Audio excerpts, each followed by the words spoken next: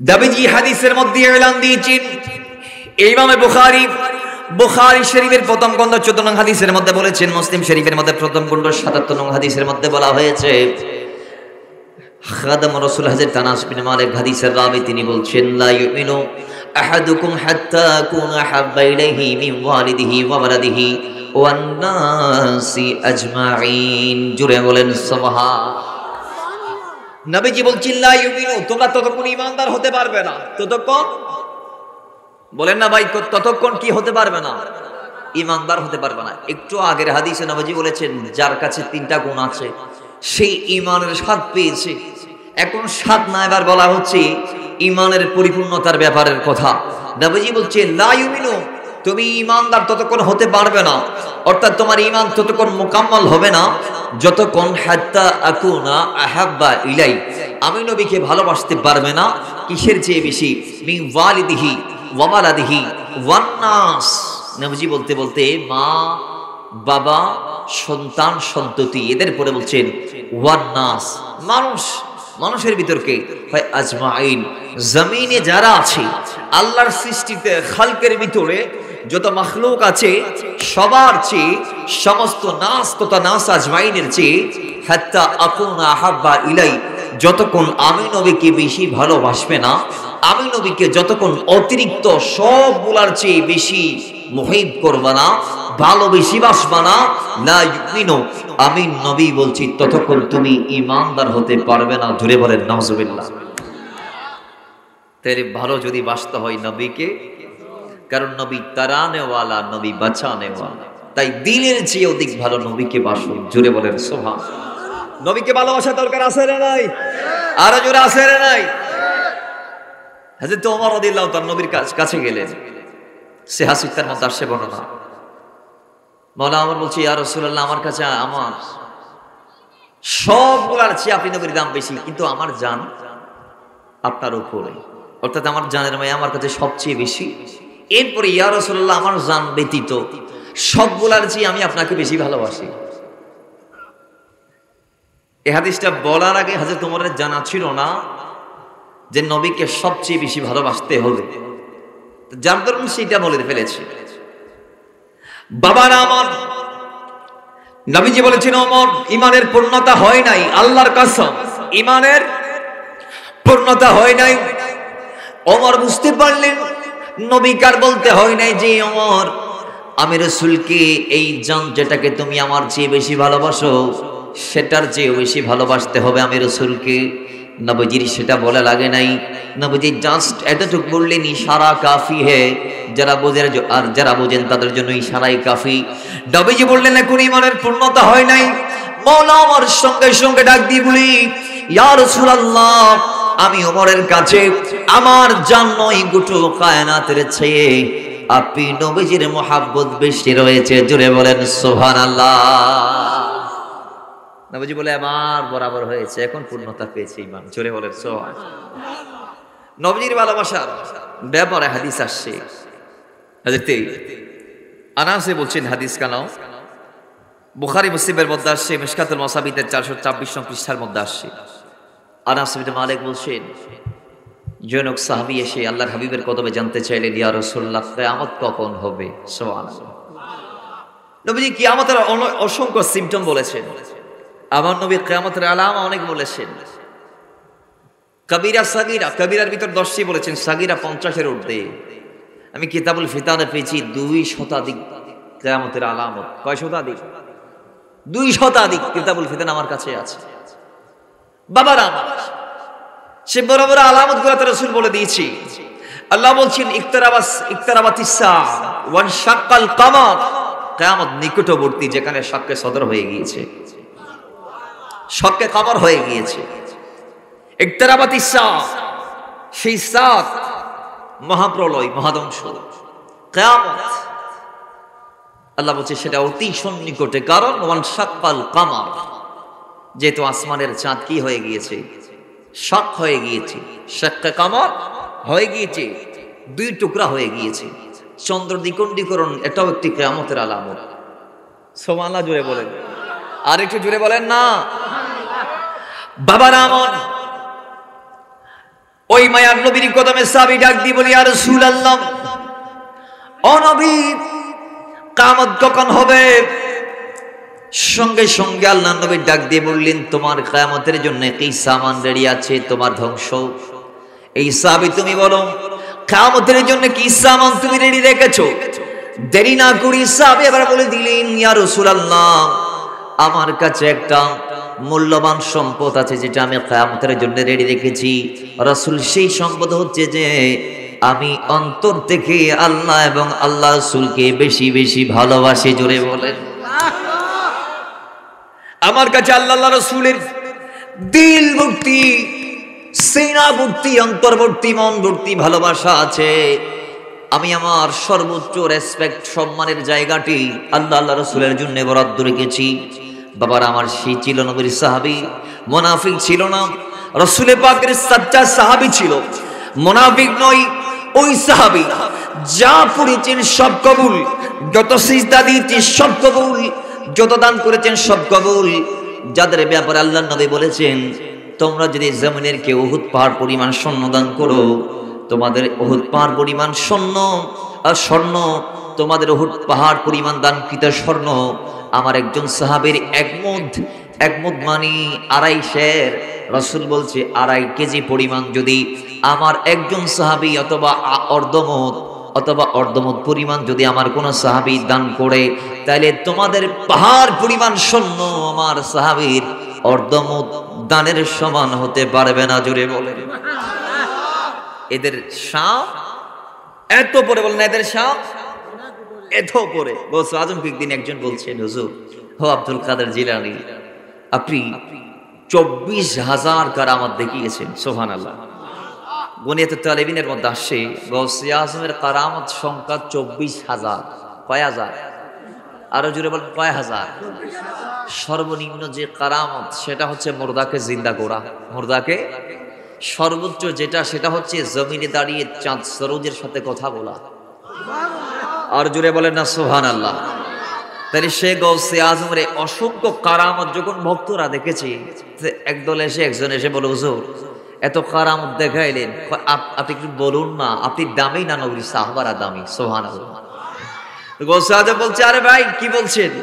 আমি তো দূরের কথা, দুনিয়াতে যত আল্লাহর ওলি আছে সবাইকে যদি এক পাল্লায় দেওয়া হয়, আর নবীজির সাহাবায়ে কেরামের 9টি তাবাকাত আছে ইমাম সৈয়দীর বর্ণনা মোতাবেক। কয় তাবাকাত? 9টি তাবাকাত। 9 স্তরে নবীর সাহাবায়ে কেরামদেরকে ইমাম সৈয়দী ভাগ করেছেন। তার মধ্যে একদম আদনা যে সাহাবী আমার নবীর, সে যদি কোন গজওয়া অথবা যুদ্ধে অংশগ্রহণ করে থাকে, সে যদি কোনো সারিয়াত অংশগ্রহণ করে থাকে, সে যদি কোনো গজওয়াতে অংশগ্রহণ করে থাকে, তাহলে তিনি ওই গজওয়াতে, ওই যুদ্ধতে অংশগ্রহণ করতে গিয়ে যেই ঘোড়ার পিঠে সওয়ার হয়েছেন, প্রত্যেকটা জমিনের আল্লাহর ওলি সাহাবায়ে কেরাম তো দূরের কথা, তার ব্যবহৃত ঘোড়া তো দূরের কথা, তার ঘোড়া যুদ্ধের ময়দানে ছুটতে গিয়ে, দৌড়াতে গিয়ে ঘোড়ার নাকে যে ধুলাই লেগেছে অথবা ঘোড়ার কড়ির ভিতর যেই ধুলা লেগেছে, দুনিয়ার সমস্ত আল্লাহর ওলিরা সাহাবায়ে কেরামের ব্যবহৃত নাকের, ওই সাহাবায়ে কেরামের ব্যবহৃত ঘোড়ার নাকের ধুলাবালির সমান হবে না। গৌসে আজমের কওল, বাবারা আমার, এত ছাতে আমার নবীর সাহাবায়ে কেরামের শান। সুবহানাল্লাহ, জোরে বলেন। সেই নবীর সাহাবী শান দামি হবে না কেন? হাদিসে পাক আসছে, রাসূল পাক আশঙ্কা করলেন, মিশকাতুল মাসাবির মধ্যে আসছে হাদিস কানা, নবীজি আশঙ্কা করলেন, আল্লাহর দরবারে ফরিয়াদ করলেন, আল্লাহ, আমার উপরে আমার সাহাবীদের ভিতর মতানৈক্য, অন্তর্দ্বন্দ্ব দেখা যাবে, মত পার্থক্য দেখা যাবে, ইখতিলাফ দেখা দিবে, আল্লাহ ব্যাপারে একটু আমাকে সমাধান দাও। সঙ্গে সঙ্গে আল্লাহ ইলহাম করলেন, হে রাসূল, আপনাকে আমি অভয় বাণী দিচ্ছি, আপনার সাহাবায়ে কেরাম হচ্ছে আমার কাছে আসমানের তারকার ন্যায়, তারকারাজির ন্যায়, নক্ষত্র সদৃশ্য। জুড়ে বলেন সুবহানাল্লাহ। এগুলো একটার চেয়ে আরেকটার বেশি আলো রয়েছে, একটার চেয়ে আরেকটার অতিরিক্ত আলো রয়েছে, প্রত্যেকের স্ব আলো আছে, নূর আছে। সুতরাং উম্মতের ভিতর যারা এদের কোন একজনকে অনুসরণ করবে, তারা হেদায়েতের আলো পেয়ে যাবে। জোরে বলেন সুবহানাল্লাহ। আল্লাহর পক্ষ থেকে অভয় বাণী আসার পর রাসূল বলে দিয়েছেন, এই আমার উম্মতরা শোনো, আসহাবিকান নুজুম ফাবিআইহিম ইক্তাদাইতুম ইহতাদাইতুম, আমার সাহাবায়ে কেরাম আসমানের তারকারাজির ন্যায়, তো তোমরা যারা তাদেরকে অনুসরণ করবা, আমার কোন একজন সাহাবীকেও যদি কোন আল্লাহর বান্দা আমি নবীর উম্মত অনুসরণ করো, তোমরা হেদায়েতের পথ পেয়ে যাবে। তাদের শান এত বেশি। নবীজি বলছেন তাদেরকে অনুসরণ করলে ইহতিদাই তুমি হেদায়েত পেয়ে যাবে। সুবহানাল্লাহ পড়ুন। নবীজি আরো বলছেন ক্বালা মা আনা আলাইহি ওয়া আসহাবি ইন্না বানি সাঈদা তাফারাকাত আলা 72 মিল্লা সাতাফতারিকু উম্মতি অথবা ওয়াতাফতারিকু উম্মতি আলা 73 মিল্লা কুল্লুহুম ফিন-নার ইল্লা মিল্লাতা ওয়াহিদা ক্বালু মান হিয়া ইয়া রাসূলুল্লাহ ক্বালা মা আনা আলাইহি ওয়া আসহাবি। নবীজি বলছেন বনি ইসরাইল 72 এ বিভক্ত, আমি নবীর উম্মত 73 এ বিভক্ত, তোর মধ্যে 72 দল আমার উম্মতের ভিতর যাবে জাহান্নামে। নবীজি ডিরেক্ট বলেছেন প্রথমে কুল্লুহুম ফিন-নার, সবাই জাহান্নামী, ইল্লা তবে মিল্লাতা ওয়াহিদা, একটি দল ছাড়া। সাহাবায়ে কেরাম সবাই বলেন ক্বালু মান হিয়া ইয়া রাসূলুল্লাহ, সম্মিলিতভাবে জানতে চাইলেন ইবাহন দল, ও নবী জীবনের উম্মতের ভিতর ব্যস্ত যাইব। সুবহানাল্লাহ। নবীজি বলছেন ক্বালা মা আনা, যে দলে আমি আছি, ও আসহাবি, আমার সাহাবায়ে কেরাম আছে। তাহলে সাহাবায়ে কেরাম যে দল আছে সেই দল কি? জান্নাতি বলেন না সেই দল? তাহলে তাদের দাম কম না বেশি? আর জোরে বলেন কম না বেশি? আরো জোরে কম না বেশি? বাবার আমার ওই সাহাবী নবীর পিছনে নামাজ পড়ার পরও নামাজের কথা বলে নাই, নবীর হাতে দান দিয়েছেন তারপরও দানের কথা বলে নাই, নবীর পিছনে যুদ্ধের ময়দানে গিয়ে শরীক হয়েছেন, জিহাদ করেছেন, তারপরও যুদ্ধের কথা বলে নাই। আল্লাহ নবীর সাহাবী বলেছেন একটি কথা, সেই কথাটি হচ্ছে যে ইয়া রাসূলুল্লাহ, আমি আমার দিল থেকে আপনার রবকে আর আপনাকে বেশি ভালোবাসি। জুড়ে বলেন। নবীজি বলছেন যথেষ্ট হয়েছে। এই কথা যদি সত্য হয়ে থাকে, এটার উপর ইস্তেকামত তুমি যদি থাকতে পারো, তাহলে কিয়ামতের দিন তুমি তার সাথে থাকবে দুনিয়াতে তুমি যাকে ভালোবাসতে। জোরে বলেন। বর্ণনাকারী সাহাবী হযরত আনাস বলছেন সেই কথা রাসূল বলার পর আমরা এত খুশি হয়েছি। ইসলামে আসার পর থেকে আমরা কোনো মুসলমান এইভাবে খুশি হয়নি, কারণ প্রত্যেকের একটা অন্তরে খৌফ ছিল যে আমরা দুনিয়াতে নবীকে ভালোবাসতেছি দিলের চেয়ে বেশি, জানের চেয়ে বেশি। জানার তো বড় বেশি নবীরে প্রাধান্য দিয়ে দিয়ে আর প্রমাণ দিয়ে যুদ্ধের ময়দান তখন ঠিক দেবে ঠিক। কাফের হলো তির মসজিদে নবীরে নাও সারে সিনা পাড়া পাড়া করে দিয়ে হযরত মা আয়েশা যে তোমারা হুসনে ইউসুফ সাইরে মিজরের নারিয়াল হাত ফাটতে দিয়ে দেখেন, আর নবীর হোসন ইয়ান সাইরে আরবের ফাইন্দে গলা হাড়ি দিয়ে দিয়ে ন দেখেন না। সুবহানাল্লাহ। আর একটু জোরে বলেন না। তাহলে বাবা ও মুসলমান, সেই নবীকে সাহাবায়ে কেরাম জানের চেয়ে বেশি ভালোবাসেন, যার দরুন নবীর জন্য জানকে কুরবান করেছেন।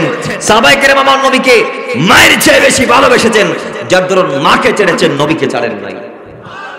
সাহাবায়ে কেরাম আমার নবীকে বাবার চেয়ে বেশি ভালোবেসেছেন, যার দরুন বাবা ছেড়েছে, নবী ছাড়ে নাই। সাহাবায়ে কেরাম আমার নবীকে স্ত্রী সন্তানের চেয়ে বেশি ভালোবেসেছেন, যার দরুন তারা ইসলাম কবুল করতে গিয়ে নিজের স্ত্রীকে তালাক দিয়েছেন, সন্তানের মায়া ছেড়ে দিয়েছেন, নবীকে ছাড়েন নাই। সিদ্দিক আকবর ছিলেন, সিদ্দিক আকবরকে চিনেন না? আফদালুন নাস বা'দাল আম্বিয়া, যার ব্যাপারে নবীজি বলেছেন হুব্বা আবি বকর ওয়া শুকরিহি ওয়াজিবুন আলা উম্মতি, আবু বকরের ভালোবাসা উম্মতের উপর আমি ওয়াজিব করে দিয়েছি। সেই সিদ্দিক আকবর তার সন্তান যখন মুসলমান হলেন, তিনি বলছেন আব্বাজান আমি বদরের ময়দানে আপনাকে কয়েকবার পাইছি হাতের নাগালে, কিন্তু মারি নাই। কিন্তু মারি নাই কেন মারি নাই? কয় আপনি আমার আব্বা, আপনি আমার, তা আপনি যদি বা নবীর পক্ষে, আমি যদি বা কাফেরদের পক্ষে, তো আমি আপনাকে আব্বার খাতিরে পৈতৃক যে সম্পর্ক আছে আপনার সাথে আমার বাবা ছেলের, সেই সম্পর্কের খাতিরে, ওই মহব্বতের খাতিরে আমি আপনাকে মারি নাই। আব্বা আপনি যদি আমাকে পাইতেন কি করতেন? সিদ্দিক আকবর বলছে ওয়াল্লাহ, আল্লাহর কসম, তুমি যদি আমার সামনে পড়তা, আমি যদি আমার হাতের নাগালে তোমাকে পাইতাম, তো আমি দেরি করতাম না, তোমার দেহ থেকে সের আলাদা করে দিতাম নবীর বিরুদ্ধে ময়দানে আসার কারণে। কারণ আমার কাছে তুমি আব্দুর রহমানের চেয়ে আমার নবীর মহব্বত বেশি। আমি আবু বকরের অন্তরে, তুমি আব্দুর রহমানের চেয়ে আমার নবীর মহব্বত। তাহলে সিদ্দিক আকবর সহ প্রত্যেক সাহাবী প্রমাণ দিয়েছেন তাদের কাছে নবীর মহব্বত বেশি ছিল। হযরতে মুসাব ইবনে উমাইর, হযরতে মুসাব ইবনে উমাইর বদরের ময়দানে ওনার ভাই বন্দী হয়েছে, ওনার ভাইকে বন্দী করা হয়েছে। মুসাব কোন পরিবারের সন্তান জানেন? কয় আরবে মুসাবের চেয়ে ধনাঢ্য কোনো পরিবার ছিল না, এবং আরবের যুবকদের ভিতর মুসাবের চেয়ে সুন্দর সুদর্শন কোন যুবক ছিল না, এবং আরবের অলিতে গলিতে মুসাবের চেয়ে দামি কাপড় কোনোদিন কেউ পরে নাই। আরবের অলিতে গলিতে জনপদে মুসাবের চেয়ে দামি সুগন্ধি পারফিউম কোনোদিন কেউ লাগাইতে পারে নাই। আরবের অলিতে গলিতে জনপদে আরবের মাটির উপরে মুসাবের চেয়ে দামি জুতা কোনো মায়ের সন্তান পড়তে পারে না। সেই নবীর সাহাবী হযরত মুসাব কেমন দামি ব্যক্তি ছিল জানেন? কুরাইশদের বড় বড় মিটিং এ মুসাবের পরিবারের প্রতিনিধি হয়ে মুসাবকে প্রত্যেকবার ইনভাইট করে তারা নিয়ে আসতো দারুন নদুয়াতে। কথা বলেন ঠিক না বেঠিক? সেই সাহাবী পরবর্তীতে নিজ সমস্ত পৈতৃক চাচার যত জমি জমা আছে সব ত্যাগ করে, তার মা অনেক বড় মালকিন ছিল, কোটি টাকার মালিক ছিল, তাদের পরিবারের ভিতর নিজস্ব জেলখানা ছিল। কি ছিল? নিজস্ব। তিনি আমার নবীর কদমে এসে এমন ফকির হয়েছেন, সমস্ত সংস্রব থেকে তিনি নিজেকে আলাদা করে ফেললেন। তিনি 2 বার আবিসিনিয়াতে হিজরত করলেন। কয়বার? জোরে বলেন কয়বার? 2 বার আবিসিনিয়াতে হিজরত করে পরে আবার আসলেন। এরপর নবীজি তাকে মদিনা পাঠাইলেন। সেখান থেকে আবার মদিনার প্রত্যেকটা চালাচাল ইসলাম পৌঁছিয়ে আবার আসলেন, ওমরা করে চলে গেলেন। নবীজি এর কিছুদিন পরে হিজরতের মাধ্যমে মদিনায় গেলেন। আমার নবী মদিনায় গিয়ে দেখছেন মুসাব ইবনে উমার সেখানে এমন খেদমত করেছে যে মদিনার এমন কোন চাল নাই যে চালে মুসলমানের একজন হলেও সংখ্যা নাই। জুড়ে বলেন না সুবহানাল্লাহ। তিনি ছিলেন ইসলামের পতাকা বাহক, ইসলামের ঝান্ডা বাহক। বাবারা আমার, সেই মুসাবের ভাই বদরের ময়দানে বন্দী হয়েছে। ভাই এবার যুদ্ধের ময়দান শেষ করি, ভাইয়ের পাশ দিয়ে হেঁটে যাচ্ছে তার ভাই ইহুদি, সে মুসলমান ইহুদি। তার ভাই মুসাব ইবনে উমারকে ডাক দিয়েছে, ভাইজান আমি আপনার ছোট ভাই, ও ভাই আপনি আমার বাঁচাই নেন, এই আনসারী সাহাবীর কাছ থেকে আপনি আমাকে নিয়ে নেন, আপনি আপনার দায়িত্ব আমাকে নিয়ে নেন। তখন হযরতে মুসাব ইবনে উমার ডাক দিয়ে বলে, এই কাফের তুমি আমার ভাই নও। জোরে বলেন, এই কাফের তুমি আমার ভাই নও, বরং তোমাকে যে বন্দী করেছি সে মুসলমান আনসারী সাহাবী আমার ভাই, সেই আমার ভাই। আর মুসাব ইবনে উমার ডাক দিয়ে বলো, আমার আনসারী ভাই, তুমি এই কাফেরটাকে ভালো করে বন্দী করো, এই মুশরিককে আরো শক্ত করে বাঁধো, এরে যত কষ্ট দিবা এর মা অনেক বড় মালকিন, সে তত তাড়াতাড়ি তার সন্তানকে ছড়িয়ে নিয়ে যাবে। জোরে বলেন নাউজুবিল্লাহ। তাইলে মুসাব ইবনে উমার নিজের ভাইকে ভাই পরিচয় নবীর ভালোবাসার খাতিরে। জোরে বলেন সুবহানাল্লাহ। আল্লাহ বলছেন কোরআনে, কোন মুশরিক আমাদের ভাই হতে পারে, মুসলমানরা আমাদের ভাই।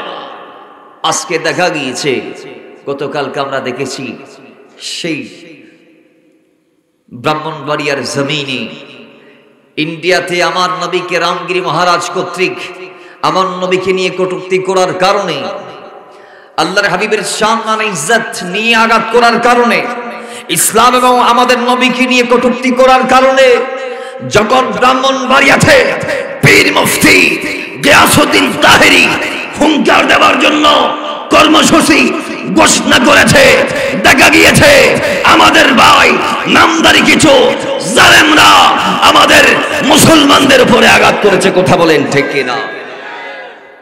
হিন্দুদের পক্ষ নিয়ে তারা আমাদের মানববন্ধন টাকায় দিয়েছে, কয় এখানে করে মানববন্ধন করতে পারবে না। মানববন্ধন কিসের? ইন্ডিয়াতে আমার নবীর বিরুদ্ধাচারণ করা হয়েছে, ইসলামের বিরুদ্ধে বলা হয়েছে, নবীর বিরুদ্ধে বলা হয়েছে, এর প্রতিবাদে মানববন্ধন দেখেছি গিয়াসউদ্দিন তাহেরি। তো দল মত নির্বিশেষে রসুলে পাকের বেলায় আমরা তো সবাই এক। কথা বলেন ঠিক নেবে ঠিক? নবী কি তাদের নয়? তারা নবীর কলমা পড়ে নাই? আযানে আশহাদু আন্না মুহাম্মাদুর রাসূলুল্লাহ তারা কি বলে না? নবীর ক্ষেত্রে সবাইকে এক কাতার আসতে হবে। মাসলাক ভিন্ন, আদর্শ ভিন্ন, আকীদা ভিন্ন, মতাদর্শের ভিন্নতা থাকতেই পারে, কিন্তু নবীর বেলায়, জোরে বলো নবীর বেলায়, আল্লাহর বেলায় জামাত কি আল্লাহ দুইটা বলে? কওমিরা কি আল্লাহ দুইটা বলে? কিন্তু দেখা গিয়েছে তারা ইহুদিদের পক্ষ অবলম্বন করেছে। অথচ হযরত মুসাব ইবনে উমাইর বলছে, এই কাফের তুই আমার ভাই নয়, তোর যে বেঁধেছে আনসারী সাহাবী সে আমার ভাই। তো আজকে দেখা গিয়েছে যারা আমাদের মতো মাথায় টুপি দিয়েছে তারাই নবীর বিরুদ্ধে প্রতিবাদ করে তো নাই, করে নাই, বরং আমাদের যে ভাইগুলা রাস্তায় নামতে চেয়েছে তাদেরকে বাধা দিচ্ছে, গাড়ি ভাঙচুর করেছে। কথা বলেন ঠিক নেবে ঠিক? আল্লাহর আদালতে এদের বিচার দিলাম, আল্লাহর আদালতে দিলাম। রাসূলের পাককে তারা কিভাবে মুখ দেখাবে? একবারও চিন্তা করে নাই যে এরা তো নবীর জন্য নেমেছে। কার জন্য? যে নবীকে সবার চেয়ে বেশি ভালোবাসা, তার নামে ঈমান। সৃষ্টি জগতে স্রষ্টা ছাড়া সৃষ্টিতে যত সৃষ্টি আছে সব সৃষ্টির চেয়ে আল্লাহর হাবিব কি বেশি ভালোবাসার নাম ঈমান। বলেন বেশি ভালোবাসার নাম। আল্লাহ আমাদেরকে হৃদয় থেকে ভালোবাসার তৌফিক দান করুন। আর জোরে বলেন तुम मोहब्बत दरूद पढ़ेन अल्लाहुम्मा सल्ली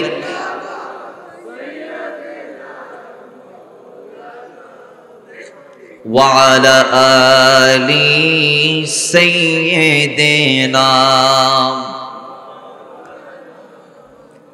বাবারা আমার আল্লাহ নবীর সাহাবায়ে কেরাম ওই নবীকে এইভাবে সন্তানের চেয়ে ভাইয়ের চেয়ে বেশি ভালোবেসেছেন, যার প্রমাণ তারা দিয়েছেন। শুধু তা নয়, আল্লাহর নবীকে তারা যে নিজের বাসস্থানের চেয়ে বেশি ভালোবেসেছেন তার প্রমাণ তারা দিয়েছেন হিজরতের মাধ্যমে। জুড়ে বলেন সুবহানাল্লাহ। মক্কায় তাদের ঘর ছেড়ে দিয়েছেন, নবী মদিনায় গিয়েছে, তারাও মদিনায় গিয়েছে। মদিনায় তাদের কোনো খালতো ভাইও নাই, শাস্তো ভাইও নাই, জেরাতো ভাইও নাই, একার ঘর নাই। কিন্তু নবী মদিনাতেই তারাও মদিনাত গিয়ে বড় ঘুরি ফরন না। সুবহানাল্লাহ। তাহলে বোঝা গিয়েছে সাহাবায়ে কেরামের কাছে নবীর মহব্বত সবচেয়ে একটা ভয় ছিল। আমরা দুনিয়াতে নবীর সঙ্গে আছি, আমরা দুনিয়াতে কাল কিয়ামতের মাঠে আমরা নবীর সঙ্গে থাকতে পারবো কি পারবো না দুনিয়ার মতো, এই ভয় তাদের অন্তরে ছিল। কিন্তু যখন নবীজি বলে দিয়েছে এই সাহাবীকে যে তুমি যেটা বলেছো অন্তর থেকে আল্লাহ আল্লাহ রাসূলকে ভালোবাসো, তোমার কথা যদি সত্য হয়ে থাকে তাহলে তুমি কিয়ামতের দিন তার সাথে থাকবা। দুনিয়াতে তুমি যাকে অন্তর থেকে বেশি ভালোবেসেছো, তুমি যাকে বেশি মহব্বত করেছো তার সঙ্গে তুমি থাকবে। তো সাহাবায়ে কেরাম বলতে সাহাবায়ে কেরাম অন্তরে একটা বুঝ পেয়ে গিয়েছে যে আমরা তো দুনিয়াতে সবগুলোর চেয়ে আমার নবীকে বেশি ভালোবাসি, তো আমরা কিয়ামতেও আমার নবীর সঙ্গ লাভ করবো। জোরে বলেন সুবহানাল্লাহ। এই জন্য তারা সবচেয়ে বেশি। আর আনাস ইবনে মালিক বলছে আয় আজ চোখে দেখা মতো ইসলাম ও তাইবার ফরজ তুমি দিনে বেশি সাহাবায়ে কেরাম খুশি হইতে বড় করি ফরন। সে নবীর ভালোবাসার দরকার আছে না নাই? আর এক বক্তা বলছি কয় ভালোবাসার কথা নাই, তবনের কথা আসছে। কোথায় আসছে? সূরা আল ইমরানের 31 আয়াত। আল্লাহ কি বলছেন? এটা দিয়েও তো আমরা ভালোবাসার কথাই পাই। কিভাবে দেখেন, আল্লাহ বলছে কুল হাবিব আপনি বলুন, ইন কুনতুম যদি তারা চাইতে হুব্বুনা ভালোবাসতে আল্লাহ আল্লাহকে, ফাত্তাবিউনি তাহলে তাদেরকে বলুন আপনার ইত্তেবা করতে, আপনার তাবাউন করতে। তা তাবাউন যদি আপনার করে ইউহিব্বুকুমুল্লাহ আল্লাহ তাদেরকে মুহিব বানিয়ে নেবে। আল্লাহ যখন তাদেরকে মুহিব বানাবে ভালোবাসবে তখন ওয়ায়াগফির লাকুম আল্লাহ ক্ষমা করবেন দুনুবাকুম তাদের অপরাধ সমূহ। জোরে বলেন সুবহানাল্লাহ। ওয়াল্লাহু গফুরুর রহিম আল্লাহ ক্ষমাশীল এবং দয়ালু। সুবহানাল্লাহ। তাহলে এখানে আল্লাহ বলেছেন যারা আমাকে ভালোবাসতে চায় তাদেরকে আপনার অনুসরণের কথা বলুন, আপনার তাবাউনের কথা বলুন। তাবাউন মানে নবীর অনুসরণ করা। তো আমি বলবো তাবাউন অনুসরণ এটা একমাত্র মহাব্বতের মাধ্যমে সম্ভব। ভাই আপনি যদি আমাকে ভালো না বাসেন তাহলে মানবেন কেন? কথা বলেন ঠিক কিনা? প্রমাণস্বরূপ সিদ্দিক আকবর এবং আবু জাহলের কথা আমরা বলতে পারি। আবু জাহলও গিয়েছে নবীর কাছে। নবুয়তের দাবিদার যদি আমার নবী হয়ে থাকে তাইলে সে বলেছেন আপনি প্রমাণ দেখান। প্রমাণ নবী একটা নয় দুটা নয় হাজারটা দেখিয়েছে। ঠিক কিনা জোরে বলেন? একটা না দুটা না, চাঁদকে দুই টুকরা করছে, কবকরকে কলিমা পড়াইয়েছেন, গুইসাবের জবান দিয়ে কলিমা পড়িয়েছেন, গাছ এসে সাক্ষ্য দিয়ে দিয়েছে। এইভাবে অসংখ্য মুজিজা রাসূল দেখানোর পরেও আবু জাহাল বলছে আপনার চেয়ে কুৎসিত পদাকার বিশ্রী মানুষ দুনিয়াতে নাই। আর সিদ্দিক আকবরের সেই ইমানের দাবি স্বরূপ একটা কিছু জানতে চাইলেন, নবীজি ভিন্ন ভিন্ন বর্ণনায় ভিন্ন ভিন্ন ভাবে আসছে, একটা প্রোপ দিলেন, সিদ্দিক আকবর মেনে নিয়েছে। কোন দ্বিমত পোষণ। আর ওই সিদ্দিক আকবর বলছে হাবিব আল্লাহর সৃষ্টিতে আপনার চেয়ে উৎকৃষ্ট আমি কাউকে দেখি নাই। আল্লাহর সৃষ্টিতে আপনার চেয়ে উৎকৃষ্ট দামি আমি কাউকে। তো নবীজি বলছেন সাদ্দাক্তা আবু বকর, সাদ্দাক্তা ইয়া হে আবু বকর তুমি সত্য বলেছো। আবু জাহালও এসে বললেন আপনি সবচেয়ে কুশ্রী বিশ্রী, যাই হোক যা বলছে আর কি। নবীজি বলছেন সাদ্দাক্তা ইয়া আবু জাহাল তুমি সত্য বলেছো। তখন আবু জাহালের কথাটাকে রাসূল সত্য বলে সম্বোধন করলেন, সিদ্দিক আকবরের কথাটাকে সত্য বলে সম্বোধন করলেন। সাহাবায়ে কিরাম বলছেন ইয়া রাসূলুল্লাহ দুটাই যদি সত্য হয় তাহলে সত্য কোনটা? দুটাই যদি সত্য হয় তাহলে সত্য আপনি কি সুন্দর না অসুন্দর? সুবহানাল্লাহ জোরে বলেন। আপনারা বলুন না আমার নবীর চেয়ে সুন্দর কি জমিনে কেউ আছে? আসমানে কেউ আছে? জোরে বলেন ভাই, ভাই জোরে বলেন। নবীর চরিত্রের ব্যাপারে আল্লাহ বলছেন ইন্নাকা লা আলা খুলকিন আযীম, মহান আল্লাহ নিজে বলে দিয়েছে আল্লাহ বলছেন লাকাদ কানা লাকুম ফি রাসূলিল্লাহি উসওয়ায়ে হাসানা, আমার নবী আল্লাহ নিজে বলে দিয়েছেন। নবীর জীবনে এমন একটি অনুপম জীবন, নবীর চরিত্র এমন একটি অনুপম চরিত্র, যেখানে কোনো কালিমা নাই, যেখানে কোনো কালো রেখা, কোনো আঁকা বাঁকা, একদম সাদা, পিওর সাদা, সাদার চেয়ে সাদা। জুড়ে বলেন, আরো জুড়ে বলেন। সেই নবীকে বললেন আপনার চেয়ে সুন্দর মানুষ দুনিয়াতে নাই। কালিমা লেপন করে দিয়েছে কে? আবু জাইলা। কে? বাবার আমার নবী বলে সাদ্দাক্তা ইয়া আবা জাহাল, সত্য বলছস। সিদ্দিক আকবর বললেন সুন্দর আপনার চেয়ে আমি কাউরে দেখি নাই। নবীজি বললেন আবু বকর সত্য বলেছেন। সাহাবায়ে কেরাম বলে কোনটা সত্য, এবার আপনি বলুন। নবী বলছেন আনা বারাতুল্লাহ, আমি আল্লাহর কুদরতি আয়না। আল্লাহ নিজে বলেছেন কাদ জাআকুম বুরহানুম মির রাব্বিকুম, আল্লাহর দলিল আমার মদিনা ওয়ালা। আল্লাহর হাবিব বলছেন আনা বারাতুল্লাহ, আমি আল্লাহর আয়না। আমি আল্লাহর কুদরতি আয়নার সামনে যে দাঁড়াবে সে নিজেকে দেখতে পাবে। আয়না আমাদের করে আসে না নাই? মোবাইলেও আসে না নাই? মোবাইলে এখন আমি নিজে দেখতেছি কিনা, আপনার মোবাইলেও আপনি আপনারা দেখবেন কিনা। নবীজি বলছেন আমি আল্লাহর কুদরতি ক্যামেরা, কুদরতি আয়না। তা আমার সামনে দাঁড়িয়ে আবু জাইলা দেখতেছে, এইটার চেয়ে দামি দুনিয়াতে আর কেউ নাই। ঠিক না বেটি? এই জন্য সে বলে দিয়েছে আপনি বিশ্রী, মূলত আমি না, সে বিশ্রী।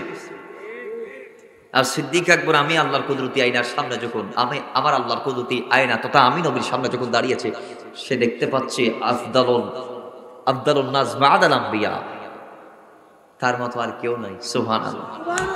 নবীদের পর উম্মতের ভিতর তার মতো। এজন্য সে বলছে আপনি সবচেয়ে উৎকৃষ্ট।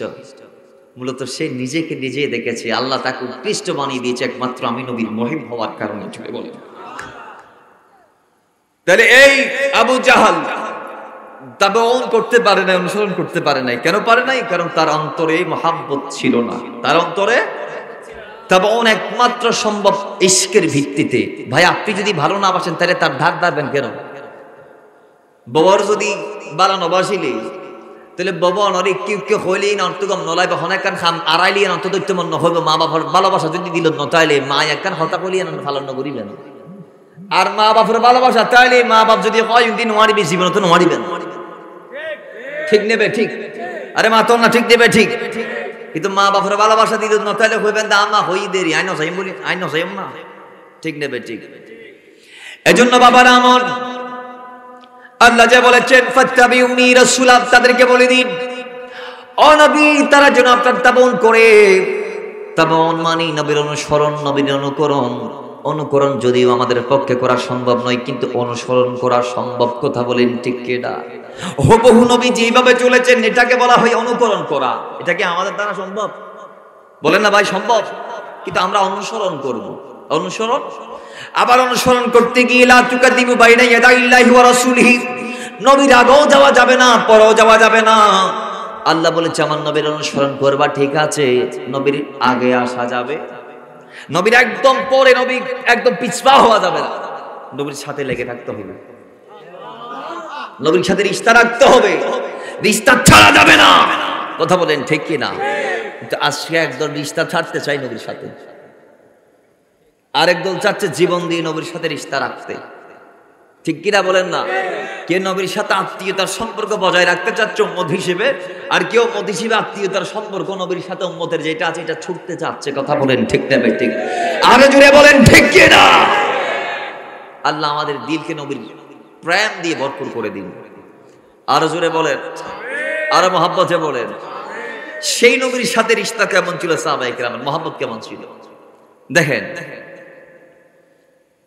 হযরত উরওয়া ইবনে মাসউদ বলছেন, হাদিসটা ইমাম বুখারী সহিহ বুখারীর 2581 নং হাদিসের মধ্যে নোট করেছেন।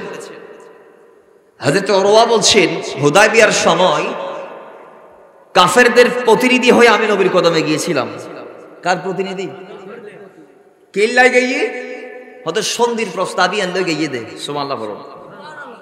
হয়তো উসমানের ফাটাইয়ে দে, হয়তো উসমানের যাইতে তারা বন্দি করে রেখে মুসলমান হলে খবর ফাঁদ দেয় হযরত উসমানের হত্যা করছি।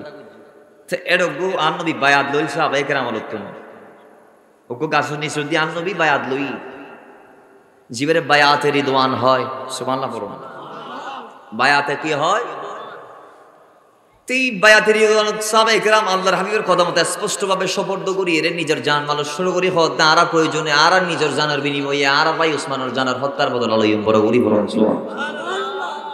সবাই যখন একেবারে এগ্রি প্রয়োজনে জীবন দিবে, তারপর ওসমান হত্যার বদলা নিবে, তখন কাফেররা বলতেছে মুসলমানরা যদি আসে তাহলে আমাদের পলায়ন করা ছাড়া আর কোনো গতি, আর তাদেরকে থামানোর মতো কোনো আমাদের তরবারি, কারণ পৃথিবীতে এমন কোনো তরবারি নেই যেটা ইমানদারের সামনে দাঁড়াইতে পারে।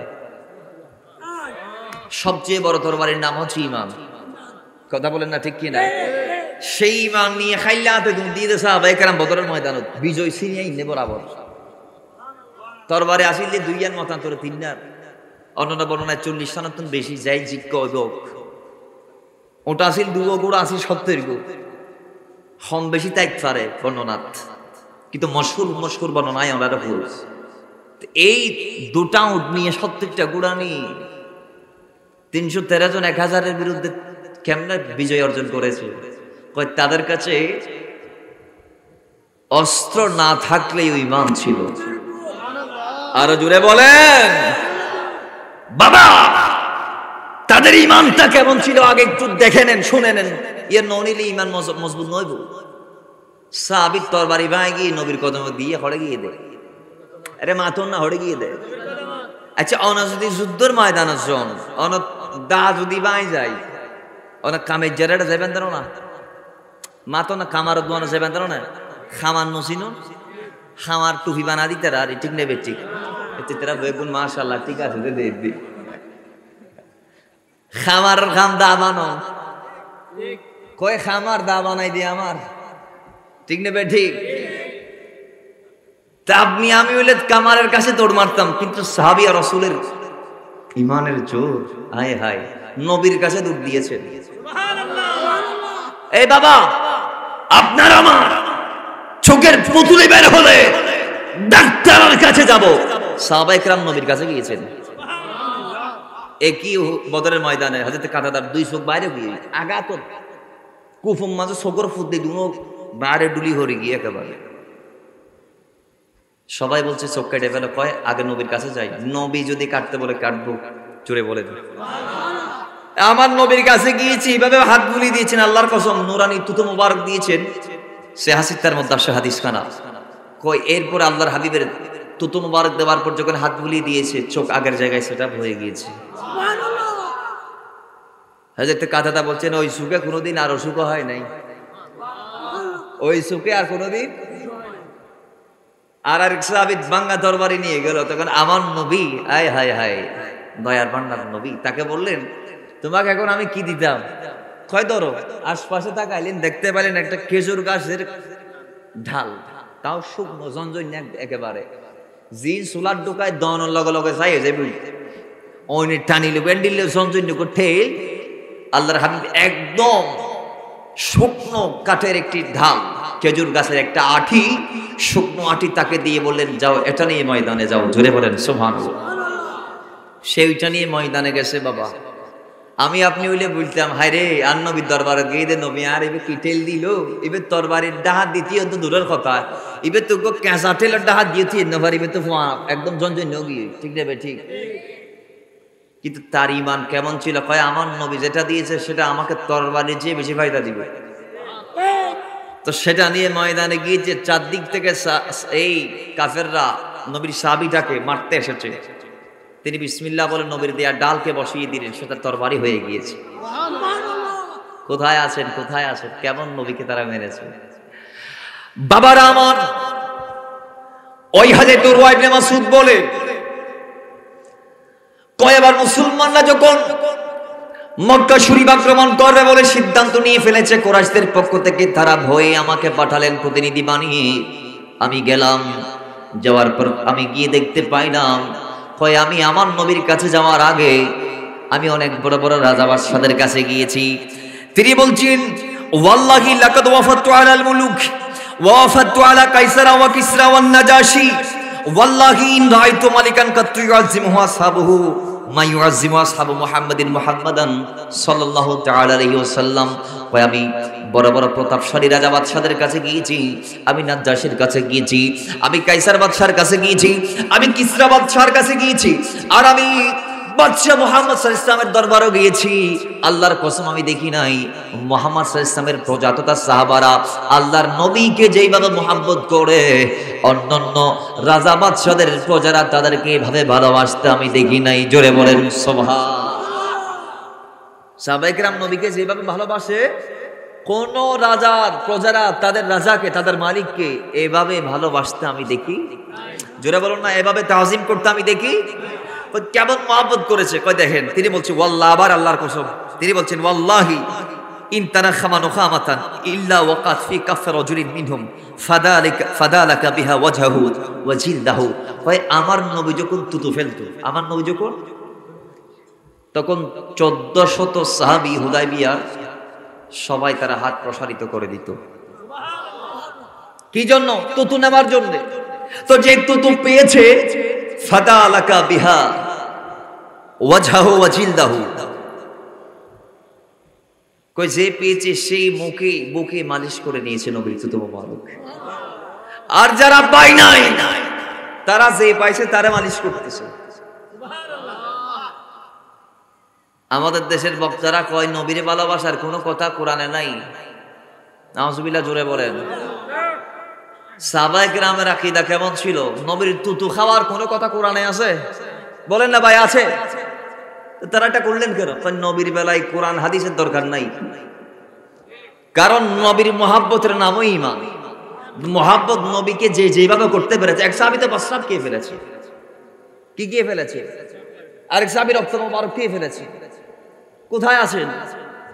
কি বলবেন? হযরতে মায়েশা রাদিয়াল্লাহু তাআলার একটা দাসী ছিল, একটা দাসী ছিল উম্মে আইমান। উম্মে আইমান। আমার নবী ডাক দিলেন, এদিকে আসো, আমি নবী রাতের বেলা প্রস্রাব করেছি, এগুলো একটু ফেলে দিয়ে আসো। তা হাঁড়ি ভর্তি পাতিল ভর্তি প্রস্রাব সে নিয়ে গেলেন। সে মরুভূমির মাঝখান দিয়ে যায় রে, ডানে বামে যাই দেখে দেখে নাই সুগন্ধি তার তাই না ভারী নবীর প্রস্রাব ডোয়া হ্যাঁ ফেলাই খাই ফেলাই দেখা ফেলাই। সেই পাতিল নিয়ে নবীর সামনে গেলেন, ইয়া রাসূলুল্লাহ ধরেন। নবী দেখেছে কিনা? যদিও নবী সেখানে ছিল না, কিন্তু দেখেছে। ঠিক নেবে ঠিক। নবীকে সেই চোখ দিয়েছেন কে? আরো জোরে, সেই চোখ দিয়েছেন কে? বাবার আমার নবী বলেন, উম্মে আইমান প্রস্রাব কি ফেলে দিয়েছো? কয় রাসূল আমি খেয়ে ফেলেছি। এত সাহাবী মিশাতা কইতে পারিব না ওয়া না আইলো নইলে হুতেন দিয়া রাসূলুল্লাহ ফেলাই দিয়েছো। আর মনে করতে দে নবী মারা ডুলিয়ারে বকিয়া খাওয়া দেন না। ঠিক নেবে ঠিক। এ আরব দেশে বকিয়া মনে করে তো নবী বেঁচে ডুলিয়া বলি। আমার নবীর মতো কোন নবী আছে? এই বলেন আছে? আল্লাহর কোরআন বলছে সূরা মুমিনের মেবি 40 নম্বর আয়াত, আল্লাহ বলেন ওয়ালাইন আতাতুম বাশারাব মিসলুকুম ইন্নাকুম ইযাল লাখাসিরুন। নবীর ইতাআত করতে গিয়ে তোমরা যদি তোমাদের মতো সাধারণ মনে করো, তোমাদের বড় ক্ষতি হয়ে যাবে। মুফাসসিরগণ বলছে ক্ষতি মানে ঈমানের ক্ষতিও বোঝে। ক্ষতি মানে কি এর ক্ষতি? তোমারা ক্ষতিগ্রস্ত হবে মানে তোমার ক্ষতি ঈমান দিয়েও বোঝে। কেন? নবী বেরে ভালোবাসার নাম, ইবের ইনকিয়াদের নাম, ইবের মুহাব্বতের নাম, ইবের ইত্তেবার নাম ঈমান। বড় গুলি ফরক। এজন্য আল্লাহ তার ইত্তেবার পাশাপাশি প্রত্যেকটা জায়গায় প্রত্যেকটা আয়াতে নবীর ইত্তেবার কথা বলেছেন। বলতে বলতে এমন বলে দিয়েছেন লাস্টে কয় যে নবীর ইত্তেবা করেছে সে আমার ইত্তেবা করেছে। ইত্তেবায়ে রাসূল ইত্তেবা খুদা। ইত্তেবায়ে রাসূল হয় ইত্তেবায়ে খুদা। নবীর ইত্তেবাই আল্লাহর ইত্তেবা। জুড়ে বলেন না সুবহানাল্লাহ। আল্লাহর অনুসরণ কেমনে করবেন? নবী যেমনে বলছে সেমনে করবেন আর কি। ঠিক নেবে ঠিক। নবীর অনুসরণ করাই মানি আল্লাহর অনুসরণ করা। নবীর বিরুদ্ধে যাওয়া মানি আর নবীর পক্ষে থাকা মানি। আল্লাহ এটা বোঝার তৌফিক দান করুন। বাবারা আমার, সেই সাহাবায়ে কেরাম কোরআন খুলে দলিল খুঁজে নাই। তারা নবী কেমন বেশি মহব্বত করেছে, এত বেশি ভালোবেসেছে যে রাসূলুল্লাহ যখন থুতু মুবারক ফেলতেন তারা খামানো খামাথান সঙ্গে সঙ্গে ১৫০০-১৪০০ সাহাবী তারা আপন হাত বাড়িয়ে সেই থুতু মুবারক মুখে চোখে বুকে মালিশ করেছে। যে পেয়েছে সে শরীরে মালিশ করেছে, যারা পায় নাই তারা যারা পেয়েছে যে পেয়েছে তাকে মালিশ করা শুরু করে দিত। জুড়ে বলেন। কয় এরপর আল্লাহ নবী যখন ফাইদা আমারহুম অথবা ওয়াইদা আমারহুম আবতাদারু আমরাহু, ওয়াইদা তাওদান কাদু ইয়াকতাতিলুনা আলা উদুহি। হয় এরপর আল্লাহর নবী যখন নির্দেশ করতেন, নবী যখন ওয়াইজা আমারাহু, নবী নির্দেশ করার সঙ্গে সঙ্গে দেরাজা সাহাবী প্রতিযোগিতা দিতেন নবীর নির্দেশ, নবীর আদেশ পালন করার জন্য। নবী কিভাবে পালন করতে জানেন?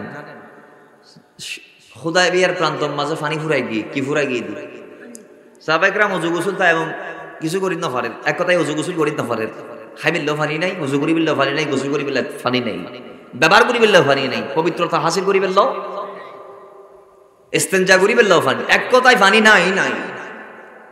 নবীজি সেই সময় দুটা বর্ণনা আসছে।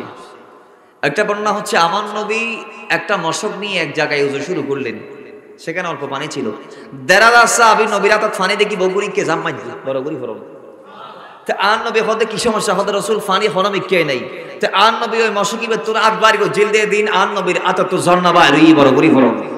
তে বর্ণনাকারী সাহাবী হদ আর নবীর ঝর্ণা তুন আত তুন নির্গত পানি বাইরে দে নবীর আঙ্গুল তুন নির্গত পানি তুন আর দেরালা সাহাবী ওযু গজ্জি গোসল গজ্জি খাই ফান গজ্জি মশক ভর্তি করি লই বড় করি ফরম। আরেক বর্ণনার মধ্যে আসছে নবীজি বলছেন পানি নাই। হ্যাঁ ইয়া রাসূলুল্লাহ পানি নাই। খোদে একটু তালাশ করো, গোড়া তালাশ করি সাথে পানি নাই। খোদে কি আর মশকত এক ফুলো হইলো আছে না সোনা সুবহানাল্লাহ বলো। একজনের মশকত অল্প পানি পাইয়ে নবীর হাত দুখাই দি বাইরে করে যেতে পানির ফাঁস হলো তো নবীর আতর ফাঁস হলো তো পানির নহর জারি হয়ে বড় করি ফরম। নবীকে সেই পাওয়ার দিয়েছেন কে? আরো জোরে বলেন আল্লাহ। আমার নবী সেদিন যখন বলল কার মশকে পানি আছে দেখো, দেরাজা সাহাবী বোন প্রতিযোগিতা দিতে কার মশকে পানি আছে দিন তো আইবেল্লাই বড় করি ফরম। এজন্য বর্ণনাকারী সাহাবী হযরত উরওয়া ইবনে মাসউদ রাদিয়াল্লাহু তাআলা বলছেন ওয়াইজা আমারাহু, আমার নবী যখন আমর করত নির্দেশ করত আবতাদারু আমারাহু, তখন সাহাবায়ে কেরাম নির্দেশ পালনের জন্য পাগল হয়ে যাইত সুবহানাল্লাহ। এরপর আমার নবী যখন ওযু করত ১৫০০ সাহাবী সেই নবীর ব্যবহৃত ওযুর পানি নেওয়ার জন্য প্রতিযোগিতা করত। জোরে বলেন সুবহানাল্লাহ। আর এক হাদিস আসছে নবীকে সাহাবায়ে কেরাম কেমন ভালোবাসতে, গ্রীষ্মকালে আমার নবীর গায়ের থেকে যে গামগুলা বের হতো সাহাবায়ে কেরাম শিশির ভর্তি করে নিয়ে নিত সেগুলা, আর তাদের সামাজিক বিয়ে শাদীর অনুষ্ঠানে আকিকার অনুষ্ঠানে সেগুলা সুগন্ধি হিসেবে ব্যবহার করত। জোরে বলেন সুবহানাল্লাহ। কারণ প্রত্যেকটা সাহাবীর দাবি হচ্ছে আমরা আল্লাহর রুইয়ে জমিনে নবীর মিশকের চেয়ে কোন দামি মিশক আমরা দেখি নাই। নবীর পসিনার চেয়ে দামি মিশক আল্লাহর জমিনে আছে? হতে আমিরে মুয়াবিয়া তো নবীর নৌকার চুল সংরক্ষণ করেছিলেন, নবীর নৌকার চুল সংরক্ষণ করেছিলেন। ইন্তেকালের সময় তিনি বলেছেন ইন আর খবর ঢুকাই দিবা আর শকুরতি দিবা বড় করি ফরম সুবহানাল্লাহ। হাদিসে ওইটা আসছে, হাদিস আসছে ইমাম মুসলিম নোট করেছেন হাদিস কানা 2325 নং হাদিসে, হাদিসের রাবি হযরত আনাস। হযরত আনাস বলছেন একদা রাসূলুল্লাহ সাল্লাল্লাহু আলাইহি ওয়াসাল্লাম চুল মোবারক মন করা হচ্ছে আর সাহাবীরা তার চতুর্দিকে ঘিরে আছে হাত বাড়িয়ে, তারা চাচ্ছে যাতে একটা চুলো মাটিতে না পড়ে। জোরে বলেন সুবহানাল্লাহ। কয় বাস্তবে সেটাই হয়েছে। নবীর চুল প্রত্যেক সাহাবী কারো না কারো হাতেই লেগে রেখেছে, কারো না কারো হাত দিয়ে সংগ্রহ করে নিয়েছে, একটা চুলো মাটিতে পড়তে দেয় নাই। আর যে যেটা পাইছে সে সেইটা সংরক্ষণ করে দিয়েছে। আরো জোরে বলেন। আমাদের সমাজে কিছুদিন আগে একটা জিনিস কই কোরআন শরীফের ভিতর আমার নবীর চুল মোবারক পাওয়া যাচ্ছে, বলা হয়েছিল কিনা? আরে মাথন না বাবা, কেউ লম্বা চুলফা কেউ বাইটা চুলফা। আমার নবীর চুল তো যার তার কাছে নাই। আমার নবীর চুল সাহাবায়ে কেরাম যে যা পেয়েছে রেখে দিয়েছে, কেউ নিয়ে কবরে চলে গেছে আর কেউ দুনিয়াবাসীর জন্য রেখে দিয়েছে নবীর জুলফ মোবারক। ঠিক না ভাই? ঠিক জোরে বলুন ঠিক কিনা? নবীর চুল কোন দুঃখে কোন যোগ্যতা আছে আপনার আমার কোরআন শরীফের ভিতর নবীর চুল মোবারক চলে আসবে? তো মূলত এগুলো আমাদের মাথার চুল, এগুলো আমাদের কি সাদা টাইসওয়ালা ঘর যারা কোন আসিতেরা হইতে পারিবেন ডেলি মাথা তো চুল হবেন পরে। তা 1 ঘন্টা আধা ঘন্টা দীর্ঘক্ষণ সময় হলে কোরআন তেলাওয়াত বুঝুন বাজান আর ওনারা কিতাব পড়ি দিয়ে মাথা চুল না পড়ে। তাহলে মূলত অনার কোরআনের ভিতরে অনেক অনার চুল ফাইন দেখো তখন ঠিক নেবে ঠিক। কিন্তু আল্লাহর হাবিব যদি কাউকে দয়া করে দিয়ে যায় স্বপ্ন যুগে সেটা ভিন্ন কথা। কারণ নবীজি বলেছেন মান রাআনি ফিল মানাম ফাকাদ রাআল হক ফা ইন্না শাইতানা ইয়াতামাসসালু বি। যে আমার স্বপ্ন যুগে দেখছে সে সত্যই দেখেছে। শয়তান আমার মেসাল, আমার জিসিমের আকৃতি ধারণ করতে পারে, জোরে বলো ধারণ করতে পারে। শয়তান আমি আল্লাহ বলে ধোঁকা দেওয়ার ক্ষমতা শয়তানকে আল্লাহ দিয়েছে, কিন্তু আমি নবী বলতে পারবে না। গৌসে আজমকে বলেছে শয়তান 25 বছর মোজাহাদার পর একটা নূরের আকৃতিতে এসে বলে আব্দুল কাদের আমি তোমার খোদা, তোমার উদ্দে সন্তুষ্ট কি সহ তুমি আত্মুন হও। গৌসে আজম বলছে আস্তাগফিরুল্লাহ আল আযীম। শয়তানের 14 গোষ্ঠী, কথা বলে না ভাই, শয়তানের 14 গোষ্ঠী দলিল আছে না নাই? তাহলে শয়তান আমি আল্লাহ বলো ধোঁকা দেওয়ার সুযোগ আছে ভাই। গৌসে আজমকে বলছে আমি তোমার খোদা, হই না হয়, কিন্তু কোনদিন হই না পারে না তোমার রাসূলই। কারণ নবীর বাণী বুখারীতে আসছে, নবীজি বলছেন ফাইন্না শাইতানা লা ইয়াতামাসসালু বি, শয়তান ক্ষমতা নাই আই নবীর আকৃতি ধারণ করি মানুষের আই গিয়ান হন বড় করি ফরম আরো বড় করি। তাহলে নবীর দাম কম না বেশি? জোরে বলো, আরো জোরে। নবীকে সেই পাওয়ার দিয়েছেন কে? আরো জোরে কে দিয়েছেন? আসুন নবীর সাহাবায়ে কেরাম নবীকে কেমন ভালোবাসা আরেকটু বিস্তারিত বর্ণনা করে আমরা মাহফিল শেষ করব ইনশাআল্লাহ। নবীর সাহাবী হযরত আব্দুল্লাহ যুলবিজাদাইন নিজের জীবন দিয়ে দিয়েছে। হযরতে মুসআব ইবনে উমাইর তাকে 3 টুকরা করা হয়েছে। কয় টুকরা? এই হাত এক টুকরা, এই হাত আর এক টুকরা, বড়ি এক টুকরা। তাইলে এইবারে 3 হদ্দা গুজে হদ্দা।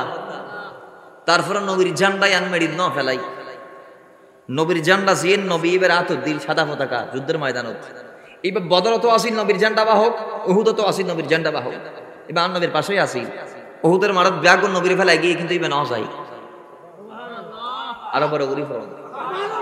ইবে বাবার আমার পতাকা নিয়ে দাঁড়ায় আছে। খালিদ বিন ওয়ালিদের অনকৌশলে মুসলমানরা হতভম্ব। যদিও হযরত খালিদ রাদিয়াল্লাহু তাআলা সাইফুল্লাহ যার লকব, তিনি সেই সময় কাফেরদের পক্ষে যুদ্ধ করার জন্য এসেছিলেন। সেই সময় গিরিপদের দায়িত্ব মুসলমানদের ছেড়ে দেওয়ার ফলে তিনি তার বিশাল বাহিনীর বহর নিয়ে পেছন দিক থেকে মুসলমানদের উপর ঝাঁপিয়ে পড়েছে। পেছন থেকে আক্রমণ হয়েছে, মুসলমানরা হতভম্ব, মাথার উপর দিয়ে আঘাত করে ফলে মারার হন্যারে। এবার যে যেদিকে পাইছে যাত্রা শুরু, ধাওয়া পাল্টা দেওয়া।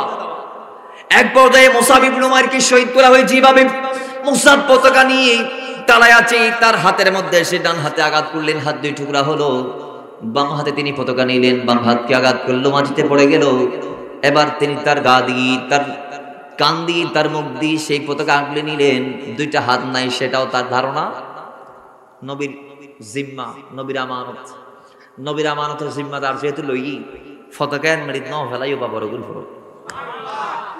শেষমেশ একটা কাফের তার বক্ষ ছেদ করে তিনি কেফ করল, তীর তার শরীরকে ছেদ করে পিঠ দিয়ে এবার হলো, শহীদ হয়ে গেল, 3 টুকরা হয়ে জমিনে পড়ে গেল। ওয়াফাতের পর আমার নবী বললেন আমার মুসআবের লাশ কোথায়? কই দেখা গিয়েছে মুসআবের 3 টুকরা লাশ তারা পাইলেন। আল্লাহ নবী বলে কাফনের ব্যবস্থা করো। এখন মুসআব ছিল অনেক লম্বা, মুসআবের চেহারা ছিল আমার নবীর মতো। মুসআব রাদিয়াল্লাহু তাআলাকে মেরে কাফেররা একটা চক্রান্তের ছাকে গেছিল, কয় আমরা নবীকে মেরে দিয়েছি, নবী শহীদ হয়ে গিয়েছে, নবী আর নাই। মূলত আমার নবী আছে, মুসআব শহীদ হয়েছে। কারণ তার চেহারার আকৃতি মোটামুটি নবীর সাথে আসতো। আমি আবার মত বলবো না, যেহেতু আল্লাহ কোরআনে বলেছেন মত নবীর নাই, নবীর মতো। নবীজি বলেছেন আইয়ুকুম মিসলি, কে আছো আমার মতো, কে আছো আমার মতো। নবী যেখানে আমার মতো কে আছো বলেছে, সাহাবায়ে কেরাম হ্যাঁ কোনদিন কেউ বলতে পেরেছে? সিদ্দিক আকবরকে হইল নবী হ্যাঁ আসি তো। অথচ নবী ডল্লেও গিল হিজরতের দিন রাতি মক্কাতুল মদিনা যাতে 3 রাজ্যেতে গুহার ভিতর নবী লই আসি। এখন 3 রাত পর বারে রে উম্মে মাবাদের ঘরে যাই, দুধ দহন করি নবী রেখা ভাই ওড়ার ফিরে সবার হয়ে যেতে ইয়াসরিফ যা জনের ফটো দেহ দে সিদ্দিক আকবর। এটা মদিনার মানুষ, নবী এখন সিদ্দিক আকবর এখন নেন সিরিজ নফারের, কারণ ওনার সামনে জিবে বসিবে জেন্ডিলে ফিসুদ্দি জিবে বসিবে ওর দিন। তো সিদ্দিক আকবর কত এই সময় আয় মানুষের সন্ধ্যা দুর্গ যদি আয় আ সাধারণ কুলি নবীর মাথার উদ্দি দর্জি আয় আ সাধারণ কুলি নবীর মাথার উদ্দি দূরে হই দি দুনিয়ার ইয়াসরিব নামক এলাকার মানুষ হল তোমরা সন্ধ্যা দুর্গ জীবের মাথার উদ্দি সানি দি জীবের মাথার উদ্দি চাদর দো জিব আর আখা ইবার মালিক আর আইবের গোলাম সিদ্দিক আকবর বড় করি ফরম। তাহলে 3 দিন থেকে তার চেহারা নবীর চেহারার মতো হয়ে গিয়েছিল। সুবহানাল্লাহ জুড়ে বলেন। আর আল্লাহর হাবিব মেরাজে গিয়ে তিনি আল্লাহর গুণে গুণান্বিত হয়ে গিয়েছিল। তো আল্লাহর কুদরতি নূরানি রূপে যখন নবীজি ফিরেছিলেন, তো মুসা ষষ্ঠ আসমানে দাঁড়িয়ে আমার নবীকে দেখে আল্লাহ দেখার স্বাদ মিটিয়েছে। আর মুসা তো একবার দেখে ক্ষান্ত হচ্ছে না, কয় আবার যান, এক একটা বাইনা দিয়ে কয় 50 ওয়াক্ত নামাজ, এগুলা কি সম্ভব? আবার যান, আবার গেছে।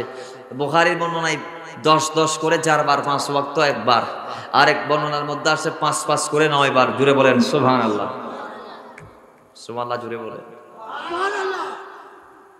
এইভাবে হাতে মুসাবের চেহারা একটু নবীর সাথে যাইতো, তো তারা চালিয়ে দিয়েছে নবী নাই, মূলত নবী তো আছে, মুসাব ইবনে উমাইর নাই। তো তার শাহাদাতের পরে আমার নবী বলছেন কাফন এনে দেখতেছে, ইনি লম্বা হওয়ার কারণে তাকে সংকুলান হচ্ছে না কাফনের কাপড় দিয়ে। তো নবীজি বলেন মাথার দিকে দাও, পায়ের দিকে কিছু খড়তড় দাও। কিছু পায়ের দিকে খড় মানে কি? ওই কেরকোড়া দিকে একবার অমর। তোমরা 2 ভাই মিলে তার লাশ নামাও। নবীজিও নামলেন, তার লাশ নামালেন, তার জন্য হাত উঠায় দোয়া করলেন। সেইভাবে আব্দুল্লাহ যুলবিজাদাইনের ক্ষেত্রে একই ঘটনা। তাবুকের যুদ্ধে একজন সাহাবী শহীদ হয়েছে, তার নাম আব্দুল্লাহ যুলবিজাদাইন। তাবুকের যুদ্ধের চলাকালীন কোন সাহাবী ইন্তেকাল করে নাই। যুদ্ধের আগের দিন রাতে জ্বর হওয়ার কারণে আব্দুল্লাহ যুলবিজাদাইনের শাহাদাত হয়েছে। তো তার শাহাদাতের পরে তাকে রাসূলুল্লাহ নিজের হাতে কবরে নামালেন, দাফন করলেন। আমার নবী বলতেছেন, আল্লাহ কবর থেকে ওঠার পর আমার নবী বলছেন, এ আব্দুল্লাহ যুলবিজাদাইনের উপর এই পর্যন্ত আমি নবী সন্তুষ্ট ছিলাম। তো বর্ণনাকারী সাহাবী বলছেন, আমার সেদিন বড় ঈর্ষা হয়েছিল, নবী আমার ক্ষেত্রে এই কথাটা বলতো, আমি আব্দুল্লাহর জায়গায় হতাম, নবী আমাকে নিজের হাতে কবরে নামাইতো, আর উঠে আমার জন্য যদি এই দোয়াটা করতো, আমার অন্তরটা বড় শান্ত হয়ে যাইত। জোরে বলেন না সুবহানাল্লাহ। তাহলে বালা নবীকে কেমন বেসেছেন? কয় ভালোবাসার মতো বেসেছেন তারা, ভালোবাসার মতো। আরো জোরে বলেন, ভালোবাসার মতো বেসেছেন। বাবার আমার, আপনারা অবাক হয়ে যাবে, আল্লাহ নবীর আরেকজন গোলাম হযরতে জুলাইবিব রাদিয়াল্লাহু তাআলা, তিনি অনেকে বলছে তিনি আনসারী একজন সাহাবী ছিলেন। ওই জুলাইবিবের বাড়ি ছিল মদিনার একদম কোন একটা শেষ প্রান্তে, কোন একটা টিলায় হবে। তার গোত্র সম্পর্কে অনেকের অজানা। সেই জুলাইবিব, তাকে অনেকে দামিম বলে ডাকতেন। দামিম বলে তাকে অনেকে ডাকতেন। দামিম কাকে বলে? যাকে দেখতে সুন্দর লাগে না আরবে, তাকে দামিম বলা হতো। যিনি কুৎসিত কদাকার, একদম বিশ্রী মানুষ, তাকে দামিম বলা হয়। আর জুলাইবিব মানিও একদম ছোট্ট ব্যক্তি, একদম যারা দেখতে খাটো, তাদেরকে জুলাইবিব বলা হতো। ওই জুলাইবিব, এটাই তার নাম ছিল না। অনেকে বলছেন, অনেক বর্ণনাকারী বলছেন জুলাইবিব তার নির্দিষ্ট নাম নয়, ইয়েন লকব, নাম ফাড়ি গিয়ে নাম ফাড়ি বোধ কি বেড়ে দামিম হয়ে ডাকতো। বাবা আমার, সেই হযরতে জুলাইবিব রাদিয়াল্লাহু তাআলা আল্লাহ নবীর সবচেয়ে খাটো সাহাবী, সবচেয়ে কালো সাহাবী, সবচেয়ে একদম গরীব সাহাবী, যার নির্দিষ্ট গড় জানা ছিল না। সে একদম নিঃস্ব সাহাবী ছিলেন আল্লাহর হাবিবের। আল্লাহ নবী এই সাহাবীকে একটা কওম নিষেধ করে দিয়েছিল, তুমি আমাদের গোত্রের আশপাশে আসবা না। কারণ কি? পর্দার আয়াত নাজিল হওয়ার আগে জুলাইবিব রাদিয়াল্লাহু তাআলা মহিলাদের সাথে একটু রসিকতা করতেন। পর্দার আয়াত নাজিল হওয়ার আগে হযরত জুলাইবিব একটু মহিলাদের সাথে কি করতেন? রসিকতা করতেন। তো সেই হিসেবে এক সাহাবী তাকে নিষেধ করে দিয়েছিল, তুমি আমার ঘরের আশপাশে আসবে না, আমি যেন তোমার না দেখি। তাকে অনেকে ঘরে যাইতে নিষেধ করে দিয়েছিলেন। বাবারা আমার, সেই জুলাইবিব রাদিয়াল্লাহু তাআলা বিয়ে না করতে অনেক বছর চলে গেল। আল্লাহ নবী রাহমাতুল লিল আলামিন একদিন তার কাছে গেলেন, ডাক দিয়ে বলে, জুলাইবিব, তোমার কি বিয়ের স্বাদ জাগে না?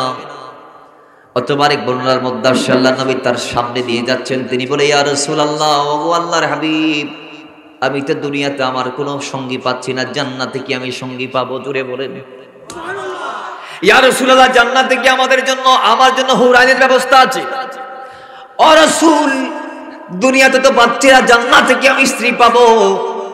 আল্লাহর নবী তার আকাঙ্ক্ষা বুঝতে পারলেন, তার কষ্ট আল্লাহর হাবিব বুঝলেন। নবীজি বলেন, জুলাইবিব বিয়ে করবা নাকি? কই ইয়া রাসূলুল্লাহ। আল্লাহর নবী আর দেরি করে নাই, সেই সময় আনসারদের সবচেয়ে ধনী ব্যক্তির কাছে গেলেন। ধনী ব্যক্তির কাছে গিয়ে আল্লাহর হাবিব নিজে বিয়ের অফার করলেন। কয় আরেক বর্ণনার মধ্যে আসছে আল্লাহর নবী যাই নাই, একজন বিধবা আনসারীর আব্বাজান নবীর কদমে এসে ডাক দিয়ে বলে, ইয়া রাসূলুল্লাহ, আমার মহিলাটাকে তার স্বামী ছেড়ে দিয়েছে, কয় তার জন্য একজন পাত্রের ব্যবস্থা করে দেন। জোরে বলেন সুবহানাল্লাহ। এবার রাসূলুল্লাহ, আমি আগের বর্ণনাটা বলছি, নবীজি ওই আরবের জমিনের মদিনা নামক ভূখণ্ডের সবচেয়ে বড় আনসারী সাহাবীর কাছে গেলেন। গিয়ে আল্লাহর হাবিব ডাক দিয়ে বলে, এই আমার সাহাবী, আমি রাসূল তোমার মেয়ের জন্য বিয়ের অফার নিয়ে এসেছি। সাহাবী সঙ্গে সঙ্গে ডাক দিয়ে বলে, ইয়া রাসূলুল্লাহি, ওগো আল্লাহর নবী, এটা তো আমার জন্য খুশখবরি, খুশির সংবাদ। কারণ আল্লাহর হাবিবজি আমি নবমীর কন্যাকে বিয়ের পিড়িতে বসাবে গোলাম হিসেবে আমার জন্য এর চেয়ে আনন্দের আর কিছু হতে পারে না। জুড়ে বলেন সুবহানাল্লাহ। উম্মত হিসেবে আমার চেয়ে খুশি আর কে হবে যে রাসূল আমার মেয়ের জন্য বিয়ের অফার নিয়ে এসেছে। নবী আমার মেয়েকে বিয়ে করতে চায়, এর চেয়ে খুশি সংবাদ আর কি? আমি না, ইয়া রাসূলুল্লাহ, কে? আপনি বিয়ে না করলে কাকে করাবেন? কয় আমার একজন সাহাবা আছে যার দাম আল্লাহর দরবারে আছে, সেই জুলাইবিবের জন্য আমি তোমার মেয়েকে চাই। ও মুসলমান, সঙ্গে সঙ্গে মহিলার বাবা ডাক দিয়ে বলে, ইয়া রাসূলুল্লাহ, মেয়েটা তো আমার একার নয়, মেয়েটার মায়ের সাথে আমার একটু পরামর্শ করতে হবে। জোরে বলেন সুবহানাল্লাহ। নবী কি বলতে পারে নাই? কারণ ওই যে জুলাইবিব একদম আরবের জমিন, এক কথায় সাহাবায়ে কেরামদের ভিতর তাকে সবচেয়ে নিচু চোখে সবাই দেখত। তার নির্দিষ্ট কোনো অর্থ করি নাই, মোহর দেওয়ার টাকাও নাই, রাখার ঘরও নাই, তাকে কেউ মেয়ে দিবে নাকি? নবীজি বলছে, আমি তার জন্য যাচ্ছি, আমি তার জন্য যাচ্ছি। আমি কার জন্য যাচ্ছি? যার থাকার ঘর নাই, যাকে দেখতে সবচেয়ে কুৎসিত দুনিয়াবি মানুষদের চোখে, সেই জুলাইবিবের জন্য আমি আপনার মেয়েকে চাচ্ছি। জুড়ে বলেন না সুবহানাল্লাহ। বাবারা আমার, ওই সাহাবী বলে, ইয়া রাসূলুল্লাহ, আমি আমার স্ত্রীর সাথে পরামর্শ করব। গেলেন বাইত, স্ত্রীকে বললেন। স্ত্রী বলে, নবী আমার মেয়ের জন্য বিয়ের অফার দিয়েছে, এটার চেয়ে খুশির সংবাদ আর হতে পারে না। আল্লাহর নবী যদি আমার মেয়েকে বিয়ে করে আমাদের চেয়ে দামি আর কে হবে? বাবা ডাক দিয়ে বলে, কয় নবী নিজের জন্য চাচ্ছেন না, আল্লাহর হাবিব নিজের জন্য চাননি, জুলাইবিবের জন্য চেয়েছেন। কয় জুলাইবিব? তিনি চোখ বন্ধ করে বলতেছেন, না, হতে পারে না। হতে পারে? চোখ বন্ধ করে দিয়ে বলে, হতে পারে না। রাসূলকে গিয়ে বলে দিবেন, জুলাইবিবের জন্য আমি আমার মেয়েকে দিতে পারবো না। কারণ আর ওই মদিনাতুল মুনাওয়ারায় সবচেয়ে আনসারদের ভিতর ধনাঢ্য তার এই পরিবার ছিল। তার স্ত্রী ডাক দিয়ে বলে, আমার নবীকে বলুন জুলাইবিবের জন্য মেয়ে দিতে পারবো না। এখন কামরার ভিতর থেকে নিজের কন্যা সেই কথা শুনলেন, দৌড় মেরে বারান্দায় আসলেন, ডাক দিয়ে বলে, আব্বাজান, আম্মাজান, বেয়াদবি মাফ করবেন, আপনারা কি বলছেন আমি একটু যদি জানতে পারি তাহলে ভালো হতো। কয় তোমার জন্য নবী বিয়ের নেকার অফার দিয়েছেন, প্রস্তাব দিয়েছে তোমার জন্য। আল্লাহ নবী নেকার অফার দিয়েছে, তবে নিজের জন্য নয়, জুলাইবিবের জন্য। কার জন্য?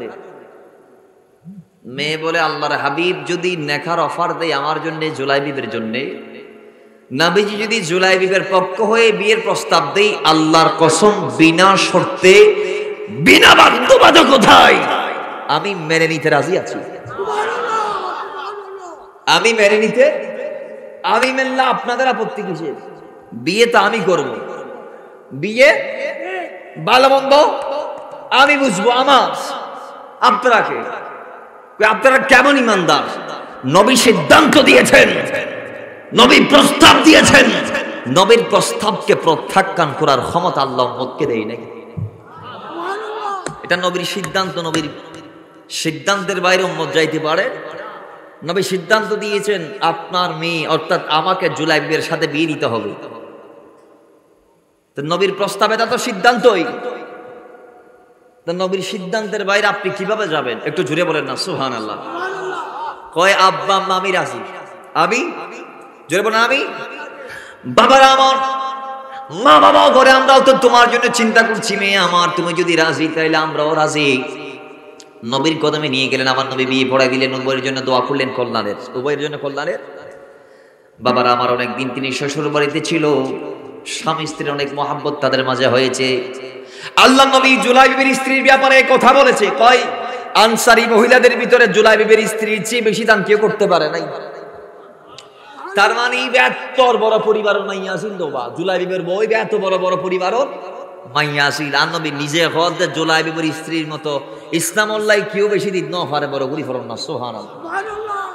বাবার আমার সময়ের শেষের দিকে, আলোচনাও শেষের দিকে, আমি আপনাদেরকে বিরক্ত করব না, যদিও আমি বুঝতে পারছি আপনারা যারা নিচে বসেছেন আপনাদের অনেক কষ্ট হচ্ছে, এরপরও যদি বা সল্লা লারি না হইতে লাগবে না কষ্ট বুঝিত।